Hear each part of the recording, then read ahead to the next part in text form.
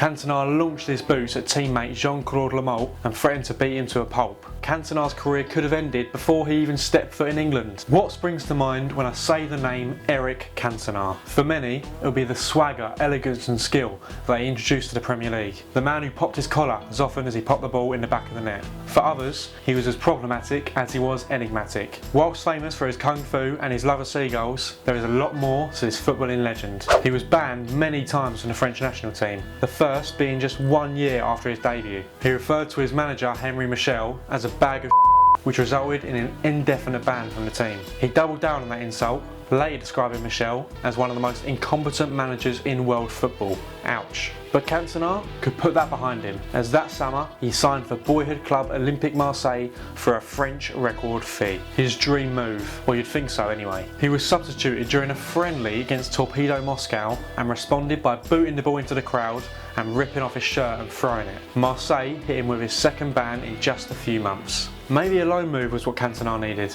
During the second half of the 1989-90 season, Cantona launched his boots at teammate Jean-Claude Lamalt and threatened to beat him to a pulp.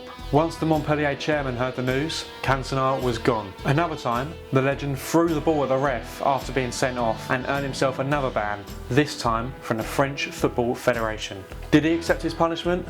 Not on your life. In true Cantona fashion, he walked up to each of the committee members and called each of them an idiot in turn. In return, the committee extended his ban from 1 month to 2. Some say this prompted him to announce his retirement from football on the 16th of December 1991. That's right, Cantona's career could have ended before he even stepped foot in England. Luckily, France manager Michel Platini convinced him to reconsider, and soon after he was crossing the channel to join Leeds United. Cantona had an instant impact, helping Leeds win their last ever Football League First Division title. However, the honeymoon lasted only 6 months, and after a falling out with manager Howard Wilkinson, Cantona left the club in one of the most shocking transfer stories of its time. Legend has it, Leeds chairman Bill Fotherby called United chairman Martin Edwards in an attempt to acquire Dennis Irwin. Both Edwards and Sir Alex agreed that Irwin was absolutely not for sale, but there was a Leeds player they were willing to take off their hands. After just a 30-minute negotiation,